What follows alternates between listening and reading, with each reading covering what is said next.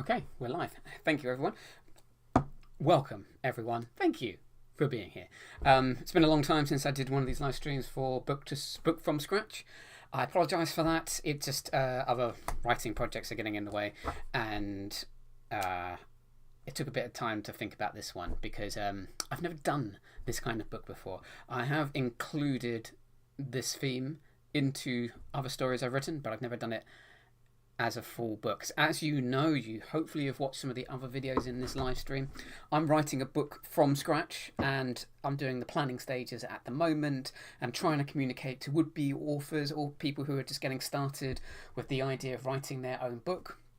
I thought that if there was a YouTube series which showed a writer doing the book from start to finish from scratch, that would be helpful for other writers. And I've decided to do a sort of anthology of. It's within a fantasy universe. It's a fantasy story, but I'm doing an anthology of small books within it. They all have the same characters and they have the same broad sort of themes. They all interlink with the general story as a whole, and each one is slightly different: horror, sci-fi, western, pirate.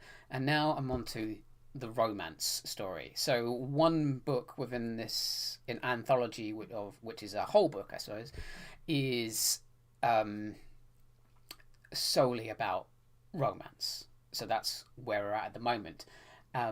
This is the ninth book in the 10 books that are going to be in this anthology. Now, and I'm going to actually put aside the 10th book until I've at least written a big chunk of those other 9 stories. The reason for that is because to get that final book done, I think I need everything else in place first before I write it. So I'm not going to plan the 10th book. After this episode, I'm going to go and start actually typing. And you can watch me do that live if that's something you want to do. Along the way, though, you're watching a writer like literally type out and describe what they're doing, why they're doing it, and hopefully for you, you can see the process. Because sometimes a would-be writer, someone who just wants to get started with their own book, worries about how do I take the idea and actually put it on the computer in this case, or on a page. So that's what Book from Scratch is all about. And today is the romance story. So let's talk about romance books first, and then I'll do a little bit of planning right here. Okay, so romance books are it's different from a book with romance in it, because what should be happening in a romance book is that the romance is driving the story through. You can have a romance story set lots of different places, lots of time frames. You can have a sci-fi romance, you can have a fantasy romance, but in some ways the romance is taking a much prominent position than the other genre, so to speak. And the relationship between the characters, and I guess it's not always going to be two characters, sometimes it could be three if you're doing a love triangle thing. Maybe you're doing multiple different couples like the film Love Actually or something like that. And everything that happens, like the things that push the plot points forward, should be romantically based for it to be a romance story. Now let's take Romeo and Juliet as now. Romeo and Juliet is actually a tragedy, but it's probably the romance story the broadest number of people have heard of. Okay.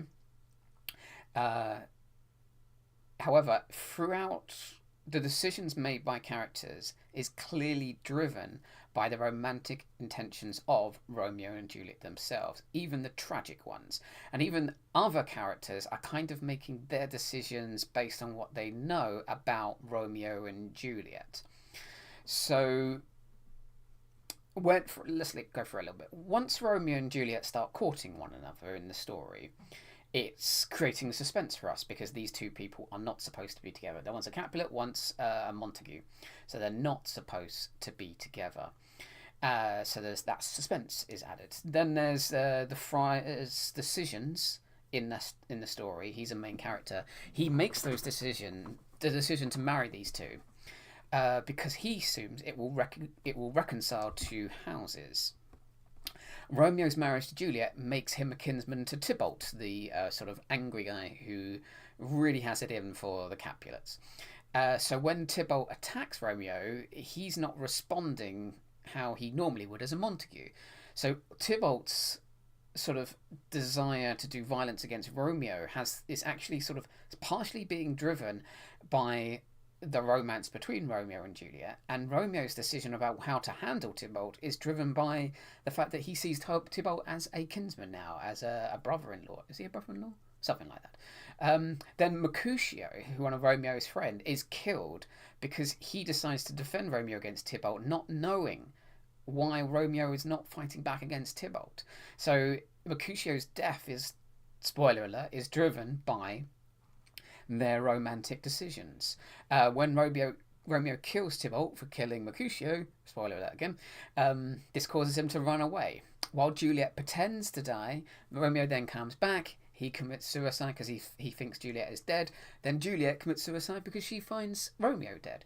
And it's their romance that is driving this forward. And the key plot points are all happening because of this romance. And even the tragic nature of it is sort of when Mercutio curses Romeo, a curse upon your houses. He everything that Romeo and Juliet have been doing to bring their love towards fruition, towards marriage, and being able to express it in public between their two rival houses, is all seen through the lens of the romance. That's how you do it. That's why a romance story is more romance than it is any other genre. So why Romeo and Juliet is a romance story, not it's a tragedy so much, because the romance drives the tragedy forward, and the tragedy only makes the romance mean more to people who read it. I would obviously say that the romance that Romeo and Juliet engage in is perhaps not the best form of romance, and certainly is not something anyone should hope that they copy in their own romantic lives. No way. But it's still a romance story that drives a lot of passion to people who read it and who act it out or enjoy it in watching it in film, things like that. So let's talk about what makes a good romance. Although before I continue, in this romance book, do you know what? I was using green back then. Surely I should use red. Romance. So in this romance story, I've decided. Well, we've obviously got Fortis, and we've got Huxton, the orc and the human. Okay, so they're both. Now I had a choice through this. Do I do it as a love triangle with another person involving all of them? Do I do they have their own couples? Do these couplings end in death? What does one go right? So there's lots of different romantic choices you can have, and of course there's always the who they're getting together with going to be a problem for both characters going forward, or also what if it was themselves? What if they were romantically involved? So I had lots of choices, and what I had decided, because of what I know about all the other books in this series, instead it's going to be Fortis and Huxton. Fortis is going. He's a big barbarian kind of orc character. That's probably the best way to think of it if I use D&D terms. So rather, he's going to be romantically involved in this book with someone else. But I'm going to use essentially the stranger. Okay, so they're not going to be known throughout the book. Maybe I'll name drop them, and we'll come back to them. Huxton, meanwhile, is at the moment it's question marks. I haven't really developed her just yet. Something I should probably do before I even start typing out actually. But either way, she's well known. So her character is well known.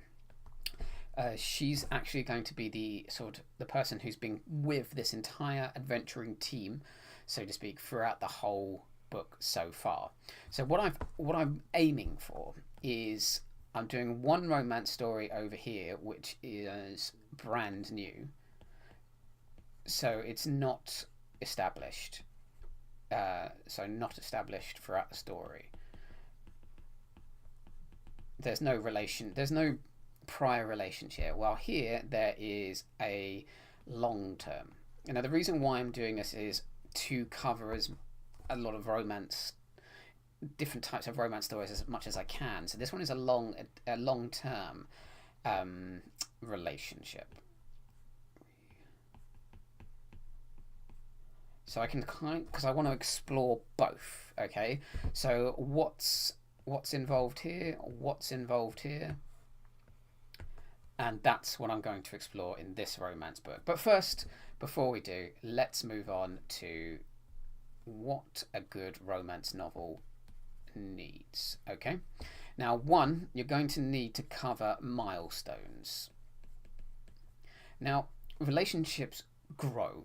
There's obviously the attraction both have for each other, and that can be minute on one, great on the other. Someone is enamored with someone, so they go and ask them out, but this person didn't have any previous desire to go out with them, but they're prepared to give it a go. So very little interest, lots of interest, but it still kickstart a relationship. And then you've got first, second, third dates, and then you've got the first time they sort of share secrets and trust one another. Then there's the first sort of stages of intimacy as well, and then you've got other long-term things like they start to look after something together, or they decide to live with each other. But how far you take those milestones is dependent on your romantic situation. Or you could have them both equally interested in each other. So, and they got together because they realized they liked each other, or they were scared perhaps to move it to the next level because they were such good friends, and so on. So the first milestone is obviously the going, making the step beyond friendship, and then all those other milestones that you're probably aware of in dating. Okay, so, and again, you don't have to go massively far with those milestones. Are you going to go from first date all the way to marriage?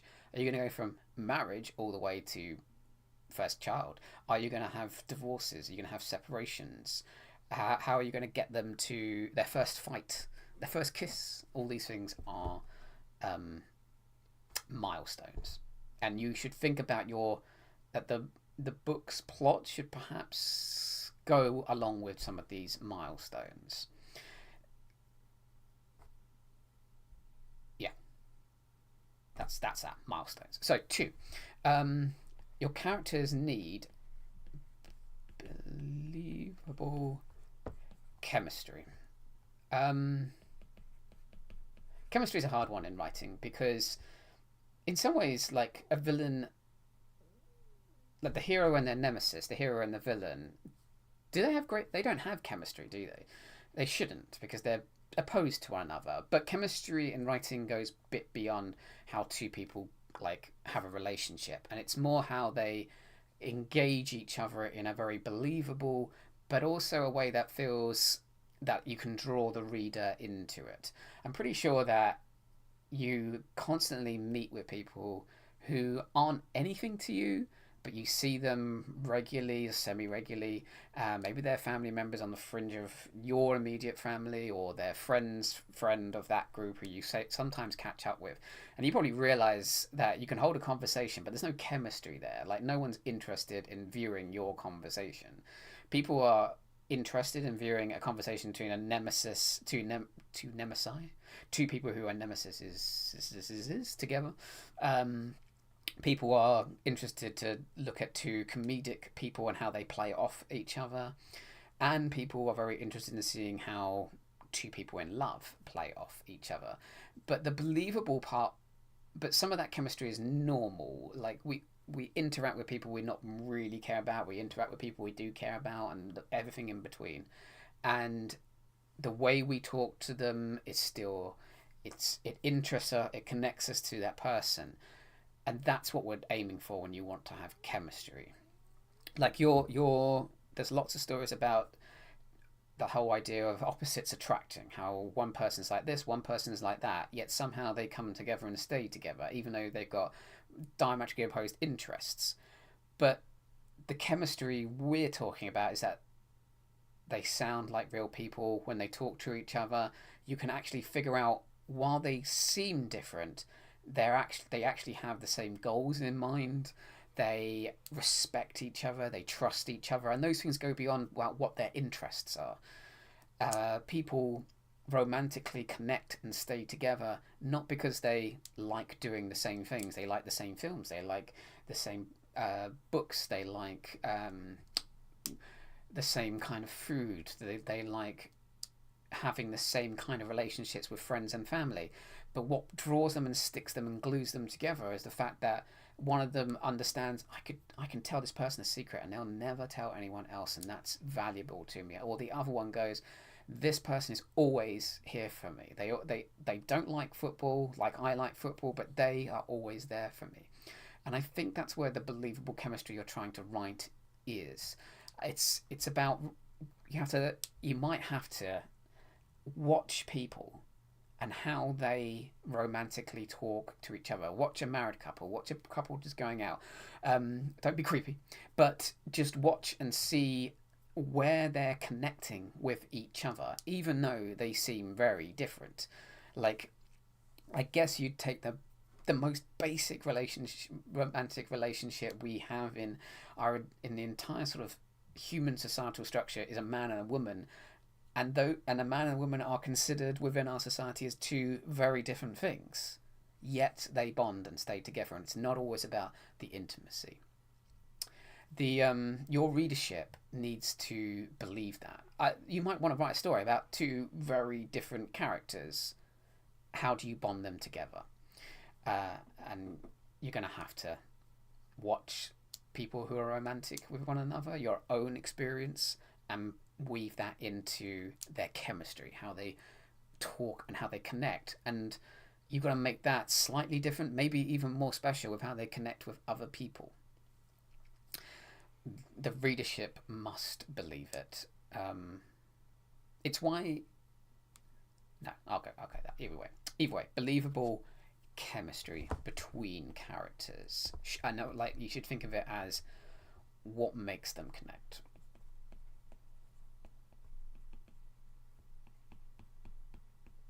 Right, number 3 is the satisfying conclusion.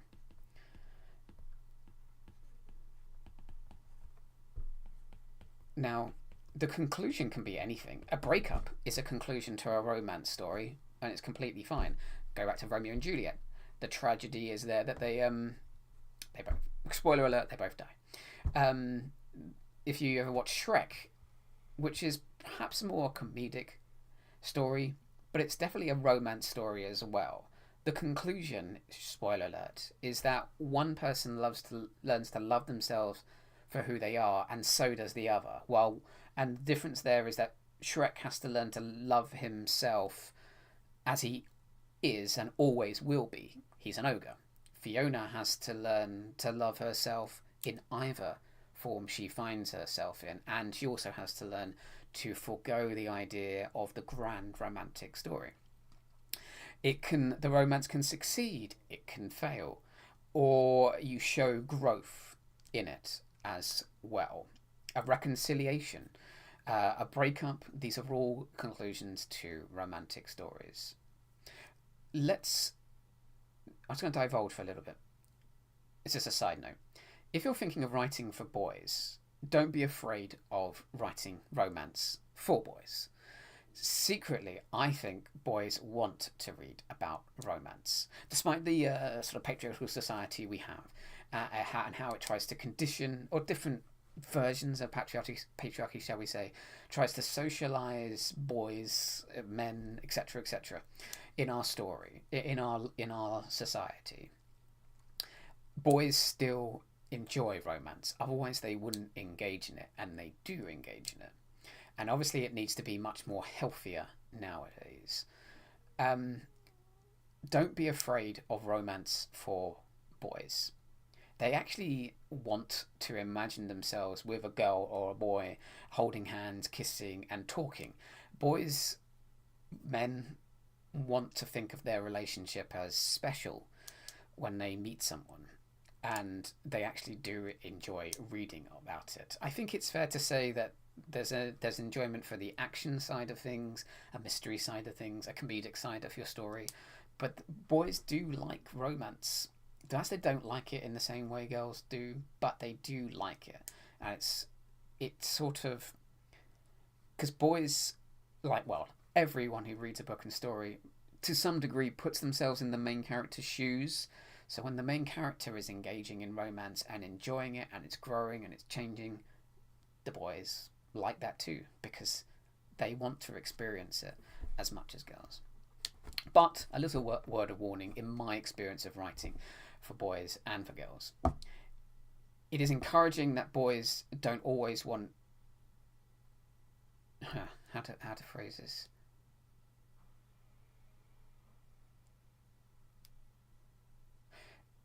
Right. Boys don't always want girlfriends for their characters that are simply beautiful and there for them at all times. Okay?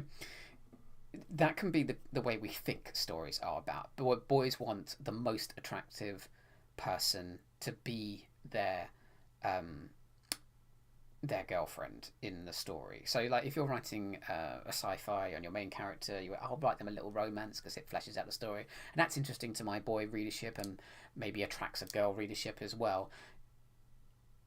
I think that boys aren't always drawn to to the simply beautiful, and it can be a trap that you kind of just create this not an empty girlfriend kind of character for them, but you do create the over like maybe the beautiful character, and it's the beauty the thing that the main character is attracted to.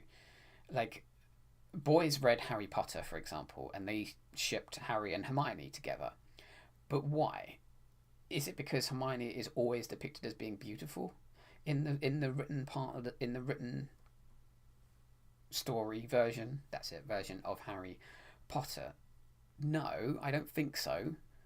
And I think that Harry and Hermione are actually shipped together because Hermione is a very well, I think she's a very well fleshed out character, but she's also competent and powerful. Um, and like when I read it, and I started reading it teenager, and then I became 20-year old to finish the story once the last book came out. I was thinking throughout the whole thing that Ginny didn't seem like the best fit for Harry Potter, and certainly not who sometimes envisioned myself as Harry Potter, wanted to end up with in the story. And that's because Ginny is a background character. Hermione is the front character, and she's doing more and is more special. And guess what the point I'm getting at here is that this is something that should perhaps be understood about when you write a companion for a male character. Is that I think boys and men want their romantic companion to not just be beautiful and eye candy. They want a partner that's going to be like incredibly competent and teaching them and growing them and is something that is the best of the best. Like I think people when they imagine themselves with someone in a story, they imagine the male protagonist in a story, they imagine them getting with the person who is the most powerful or the coolest. And that's what you can look at this two ways. You can write a story where they do get that kind of romantic companion because that's what boys want to write, but you should possibly think about writing a story where they don't. And I'm not saying that they settle, but what they realize is they don't need that, and that the person complements them and brings to their life something even more.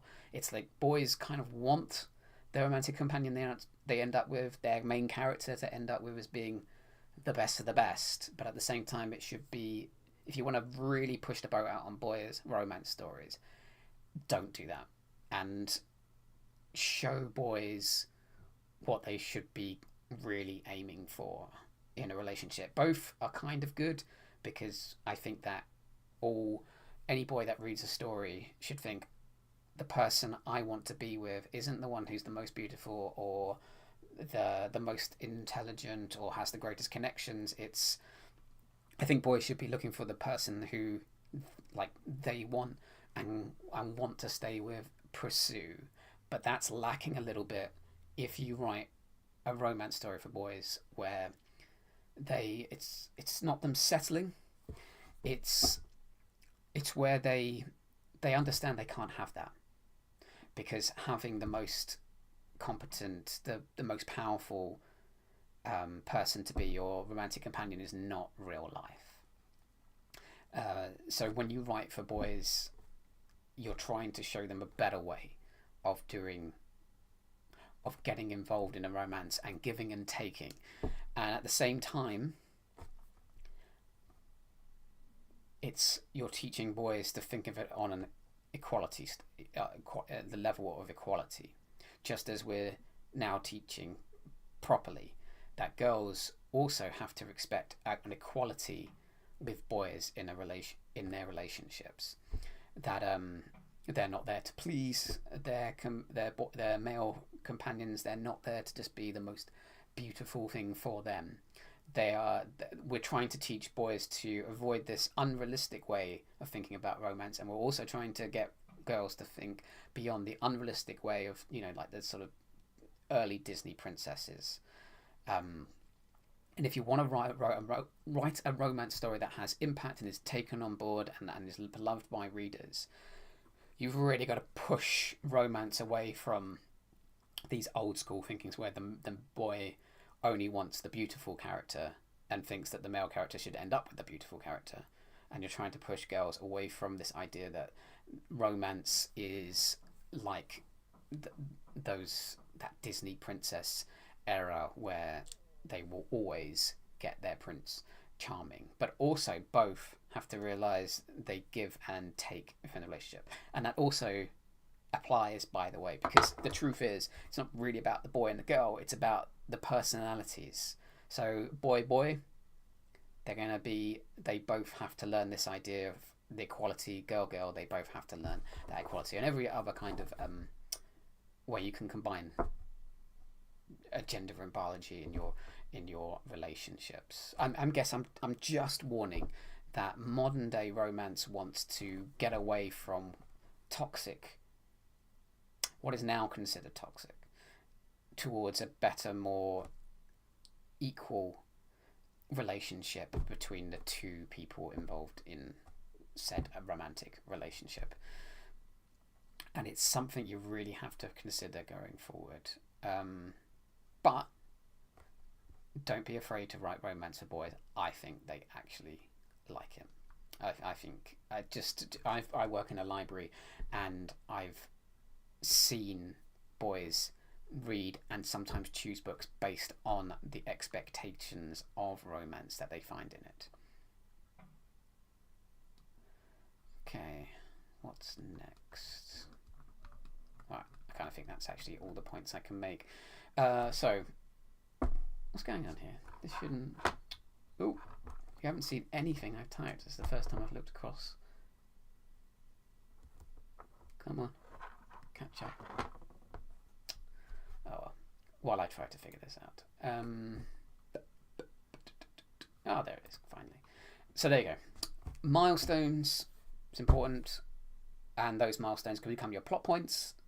So you kind of actually have a romance story kind of plotted out. Believable chemistry, what makes these two connect in the more intimate way that, dating and their romantic relationship is all about. And a satisfying conclusion. And just as a side point, boys like romance too. We do. And so don't be afraid of it, but also think beyond old school romance.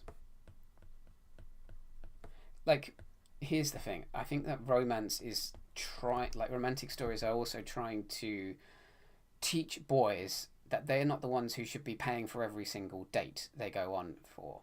And romance stories are also teaching women that men have a very dysfunctional way of looking at romance sometimes that they shouldn't lean into. And there's lots of other things as well. If you've been watching this live stream and I think yeah, Mark, you've forgotten about this and that. Put it in the comments for all of us to sort of so we can understand how to write a better romantic story, because we people are probably like very depressed sometimes about their romantic relationships when they don't match up to fiction.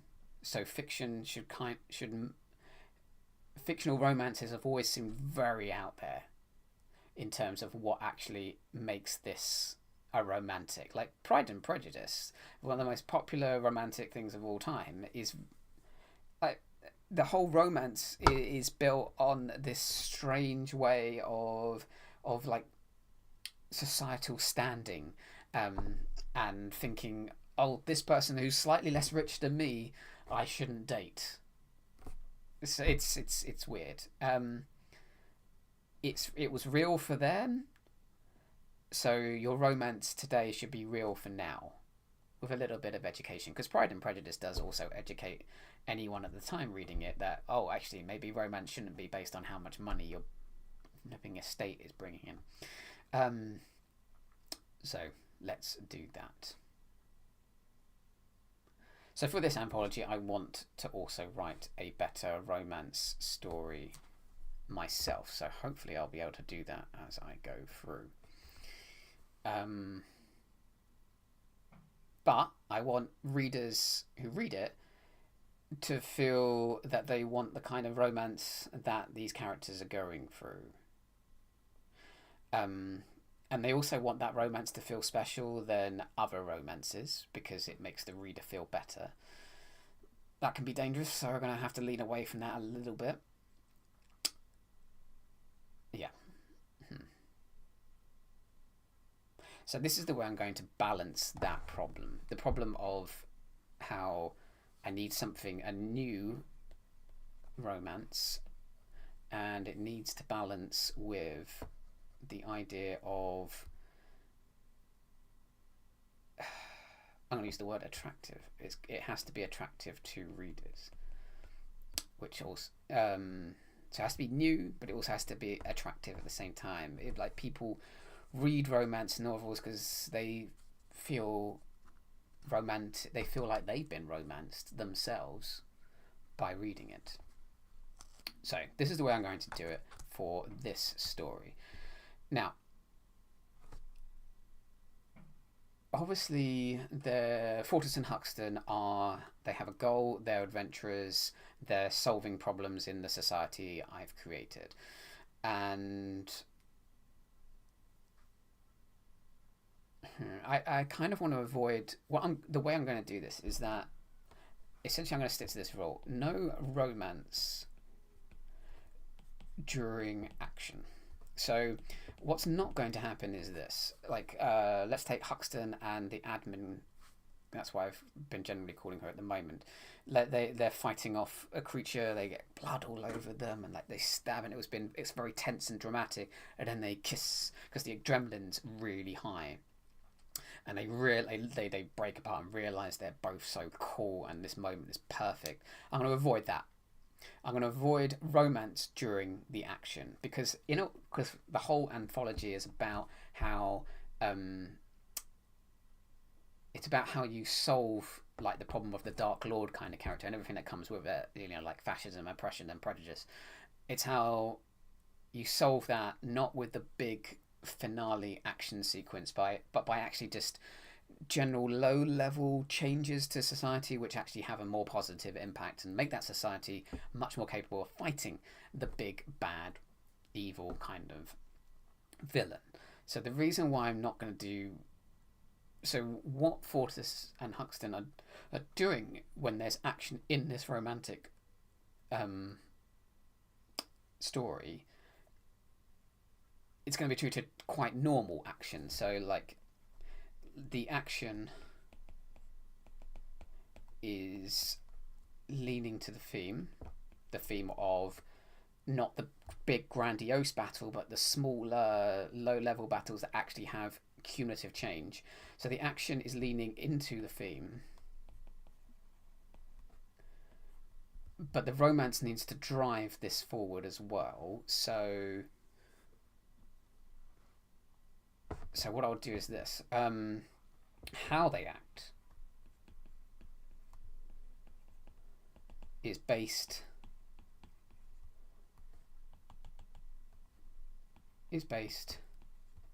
on the previous the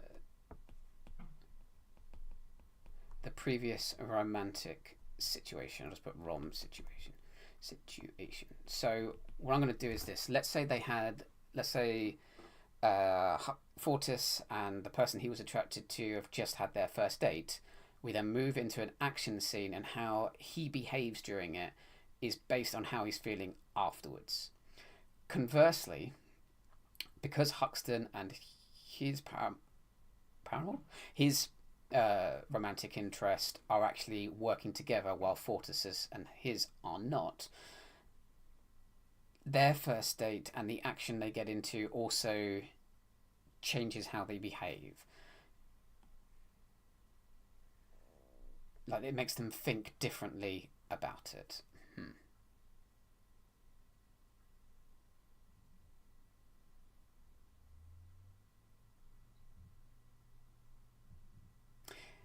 Yes, because what's actually happening in this story by this stage, this romantic story, which is book 9, their adventuring has kind of become work now. It's not for the sake, like, people get into adventuring. Readers want to read about adventures so they can be adventurers to some degree, but adventuring becomes work at a point. It's like how people join the military for the excitement and the action, but eventually it becomes work instead of something that's exciting, and the obvious danger of it becomes very real instead of something that makes it exciting.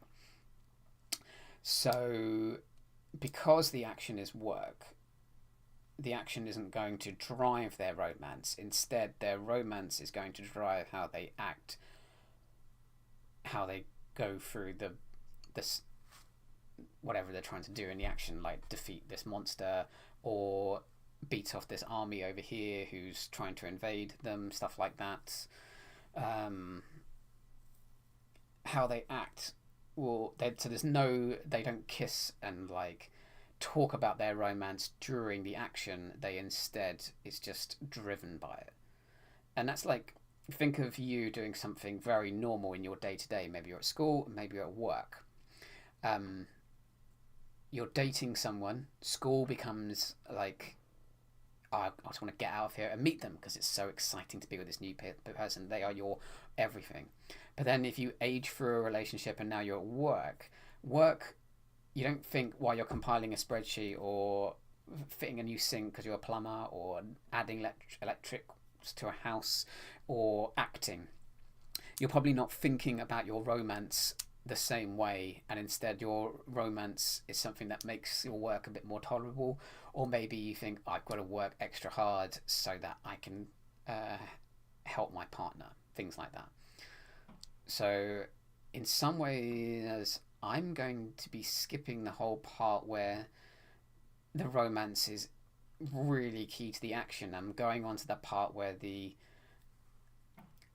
action is just their decisions. That's the same thing. That's a problem. See, I'm trying to get around this whole idea of where romance blossoms and affects the work, but it's not. I don't want it to be the same thing as the action being driven towards romance. Yes, that's it. It's so the action doesn't. The action doesn't equal romance. Maybe that's the way to think about it. Like, Fortis gets knocked to the ground, no, or Huxton gets knocked to the ground, and his companion then jumps in front of a blade that's meant for him, and then they have this like, oh, you're gonna die. No, I'm not. Don't die on me. That's action coupled with romance, but I guess I don't want that. What I want is to think romantically during an action scene. Do you know what? Maybe I should think of it like this. So, like, let's think of a milestone. So, first date. that would mean that if they're doing a typical adventuring thing, then they will be like happy during it. Okay, and then there's a breakup. No, no, not breakup. Let's say that there's a fight, another milestone in a relationship that makes them angry and destructive during their fights, and then the first kiss makes them distracted,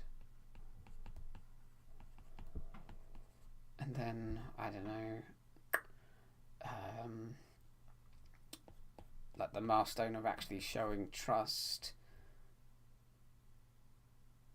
What would that lead to? If you trusted someone, I guess it'd be sort of more content, or like if you trust someone in a relationship, you tell them something, you're giving them something that you agree that they're going to hold on to and not for against you, throw back at you at some point. So that would it's guys like contentment and then less of a burden. The burden is shared. Yeah, less of shared. So that's the way to think about how the action is going to go, and the action will be small scenes of action, but more romance. So now, okay, I thought of an example. In the original Mulan film, the Disney Mulan film, and forget any gripes you have about the film or where it could be better, etc., etc. Just think about the film as it is. I feel it's fairly unproblematic as a film. It's in ancient China, so men and women are not equal, and Mulan is a standout in that society. She does the very illegal, very dangerous thing of pretending to be a man to fight in war. Spoiler alert if you haven't seen it. Yet, at the end, it's not a romance film, but romance definitely blossoms outside of the action. There's no moment in the film where both characters whose romance is hinted at realise they love each other or have a deeper connection because of the action scenes. Chen, the male character, doesn't suddenly pause mid-battle and look longingly at Mulan, and neither does Mulan. In fact, I suppose it's fair to say that in Mulan, the romance is... We're kind of presented with the idea that romance comes after all the action. So I wonder if I should be doing something like that, but then that wouldn't make it a romance book.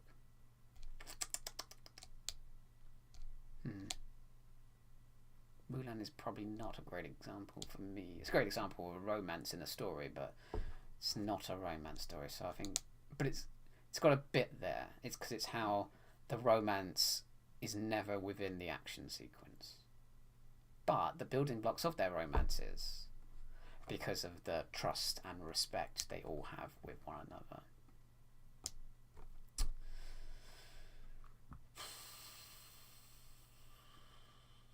Right, let's do this way.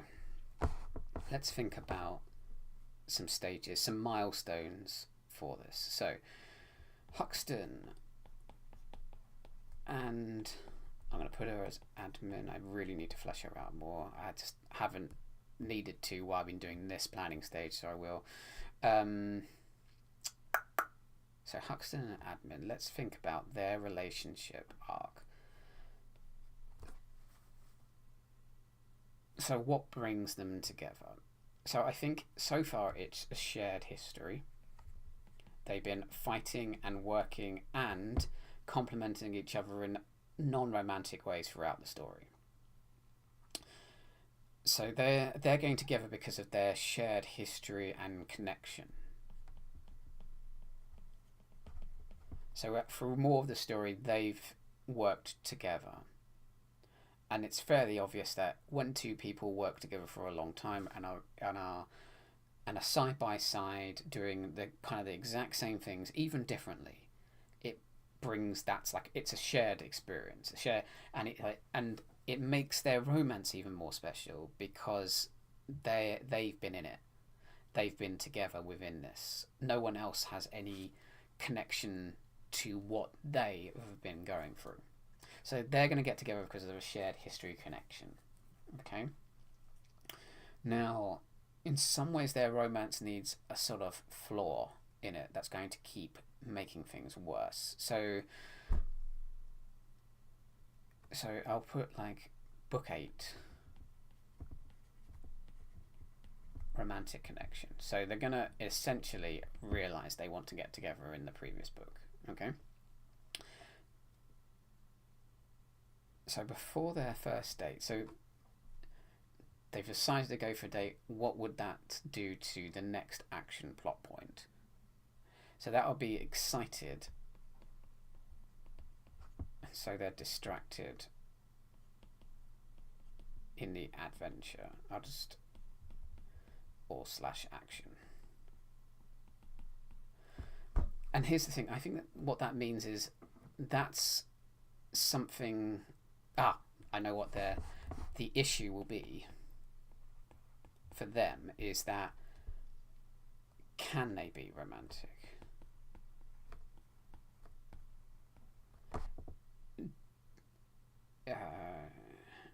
While on adventure.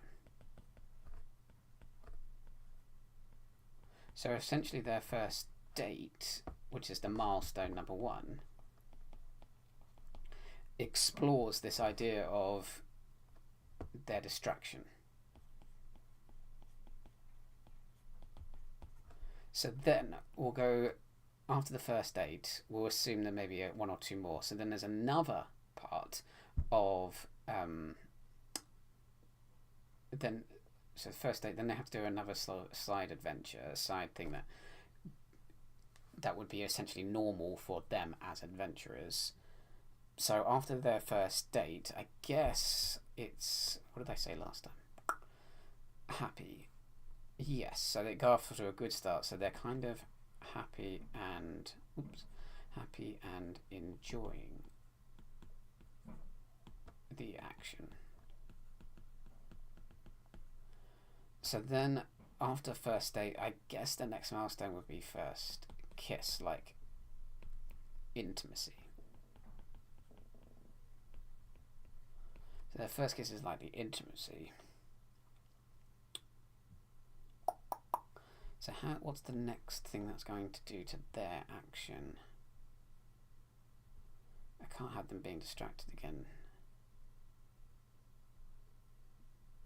Or maybe I could do that as like trust as well, because intimacy involves a bit of trust, because you're doing something very physical with someone that you've never done, you're not supposed to do with anyone else, and essentially you never do with anyone else outside of your own relationship. So, but you're also trusting each other with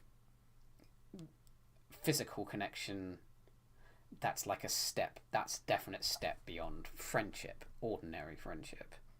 And it does involve some kind of trust, because you're now giving your body to someone as well. So what would that do during... So they connect in battle more.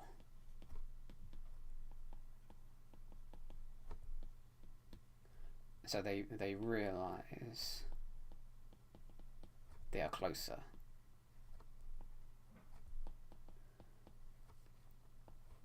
And then we have their first fight, and what it revolves around their first fight would be like their decisions are different.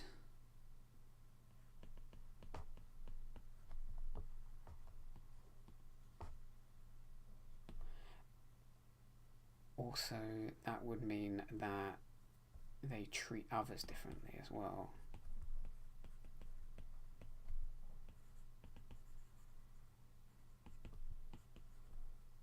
They treat others differently as well. It's like, because they are more connected, they're actually making different decisions in battle towards one another. They're treating others differently, perhaps less, like Huxton doesn't think of Fortis all that much, even though they've had the longer friendship. Perhaps maybe they're possessive of each other. Like maybe only what should happen is like this should be Huxton's problem, and this should be output admin her problem, and then they both share this problem. So then that leads to one final action sequence. I suppose every action oops.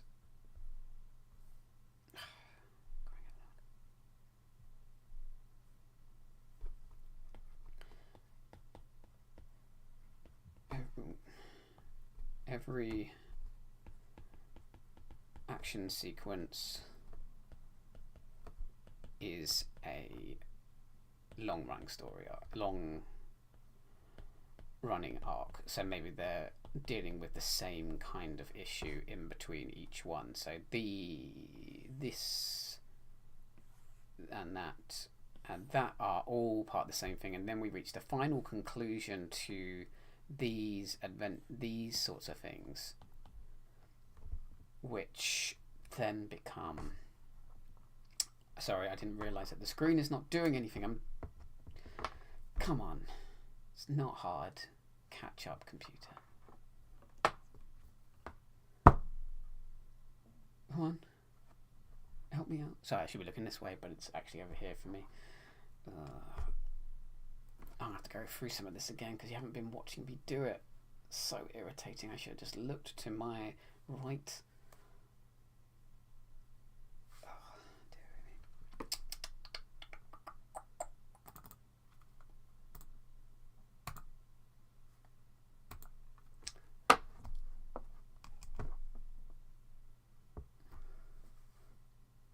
Anyway. Right. What I was talking about, how the final action set piece of this part of the story include the problem that they've realised about their romantic relationship, that it's changed their relationship with others, and that's not really something they wanted. And there we go. So just to sort of explain this, and what will be here is the action sequences of the story. They're fighting a boss, a villain, they're going from place to place to place, and that's all informed, and how they behave in each one of those is what happens here. These milestones in a romantic relationship. So whatever they do, it has to conclude. I want them, this is me, I want them to stay together. So they stay together. Which means they have to realise that a changed relationship is positive. Stay together. The changed relationship is a positive, not a negative.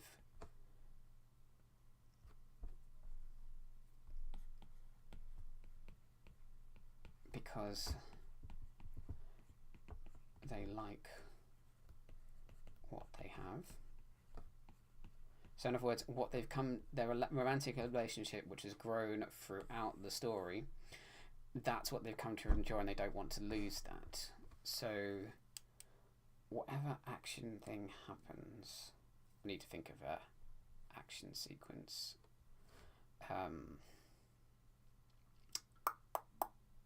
Okay, I'll do that later. Either way, I think I know where I'm going with this now. I just stay together.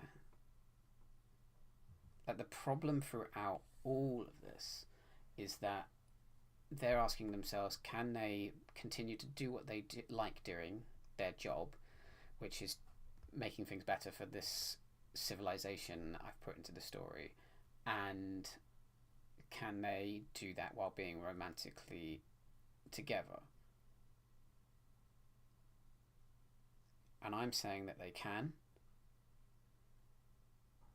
because but instead they view their changed relationship with Fortis and maybe other adventurers in their group is better now. because they like what they have.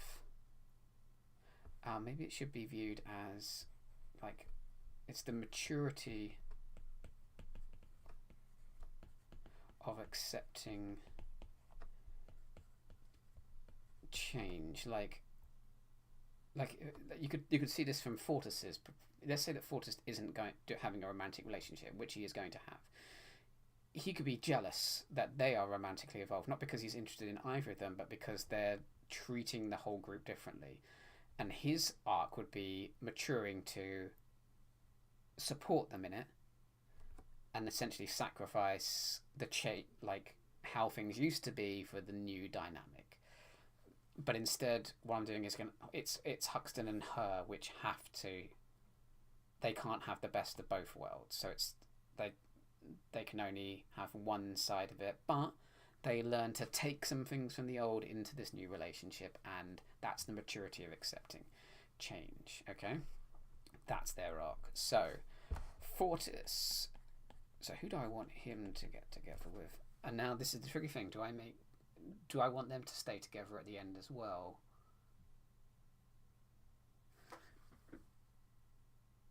Probably Fortis should be the initiator of it. But why does he do it? Why does he suddenly become romantic? Do you know what? I'm going to do this the other way. I'm not going to... He's not... So, okay, hang on a minute. They don't stay together. I'm going to promote singleness and togetherness in this story. Fortis plus someone. He does it because of Huxton and Admin Girl. So he decides to try and find romance because he's seeing someone else do it, and he thinks, oh, maybe I should as well. So therefore, but rather than I don't want to. This is essentially Fortis's one is going to be for people who don't want the pressure of being romantically involved that our society does put on people. So hang on, he doesn't. So how does he decide to go with someone? I don't want him to do it for superficial stuff. I don't want him to go, well, I'll go with, well, they're together. I want to be together. No, it should still have meaning because I still want to kind of teach in this. So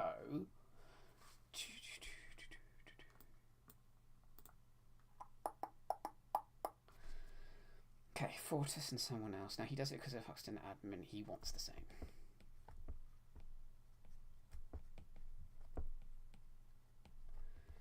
So instead, he thinks it through.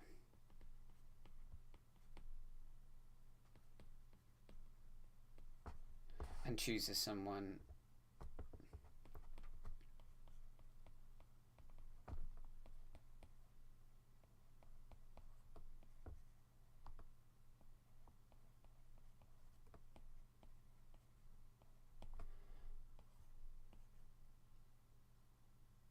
So the first milestone will be asking out.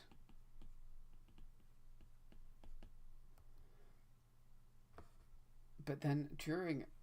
Okay, so the first action sequence, he's sad and distracted. Because he's now thinking about this relationship that deep down he doesn't want, but only kind of thinks he wants it, or perhaps a little bit of jealousy is doing it. So he's distracted, so he asks him out, and then we'll go on the first date, where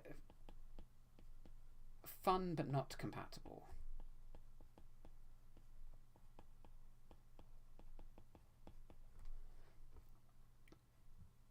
So how does that affect the next action sequence? So it's first date, but it's fun, but he doesn't see them as being compatible. I guess he could be anxious about it because he failed partially in romance.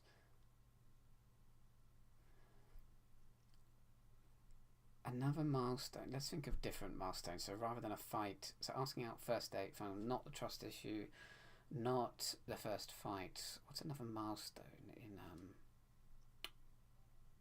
what would be a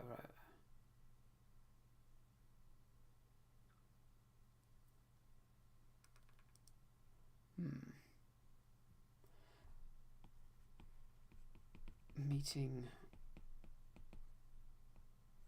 friends or family?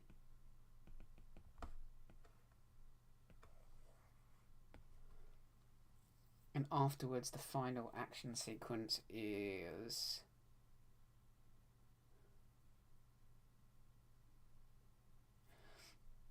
I guess actually anger. Like maybe he's not. Maybe Fortis is unable to sort of deal with so anger that it felt wrong, and that makes the event. And he's like, he's very angry during this stage, and that leads him to not. He abandons it, but then so that's essentially the breakup. Breakup stage of the the breakup stage of a milestone, and then that just leads to him being happy with his adventure, which is the final stage. 1, 2, 3, 4.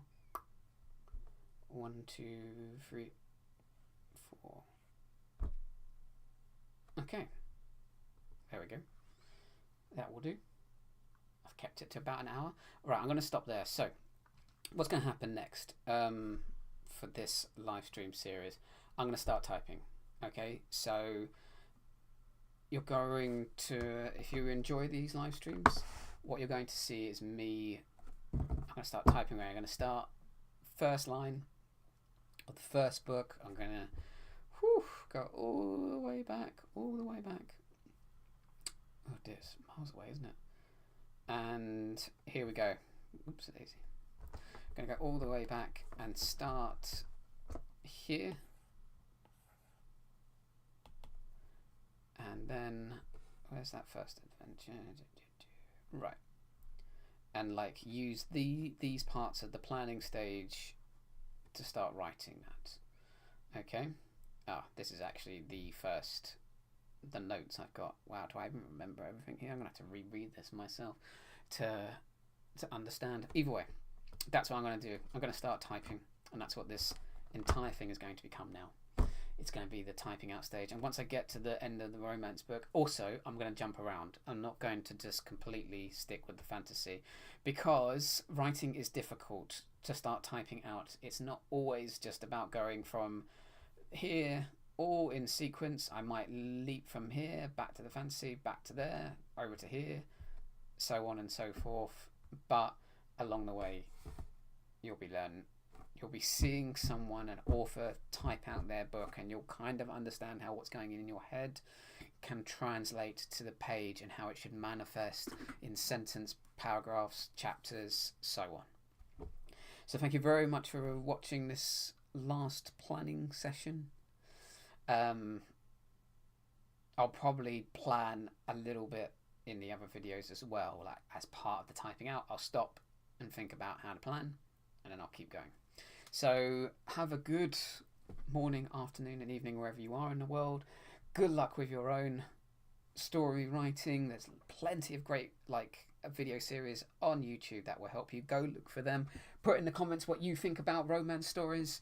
It's kind of it's something that we need to get right in today's day and age, since so many people expect things from their relationships because of what they see in stories, because we have this tendency as humans to think that what's written in the story is true when it's actually just written to make the story interesting. Think of it how everyone seems to say, hey, we only use 10% of our brain, don't we? No, it's complete fiction. Yet because so many stories have said it, it's now become something we think is as fact. So in romance stories, we perhaps have to be even more careful, because we don't want people to think this is how a relationship should go. We should get them realistic, show people what they're really like so they can grow. Someone called Just Brother said hello. Hello, Just Brother. Thank you so much for your comment. I should just write hello back before I leave this live stream. I'm just coming to the end, so I apologise. But go rewatch the rest. Increase your voice. Oh dear, has it been too low this whole time? Just Brother, where weren't you when I first started? Thank you very much for your comment, though. I will... It's probably my microphone's over here. Hopefully that's better. I'll get it better when I start the next episode. Thank you so much for commenting. And I'm afraid that's the end of this particular live stream. I hope you've enjoyed this sort of breakdown on how I am intending to write a romance story set within this wider anthology. Thanks for watching, everyone who was here during the live stream and who watches this afterwards. Again, have a great morning, afternoon, or evening, wherever you are in the world. And good luck with your stories.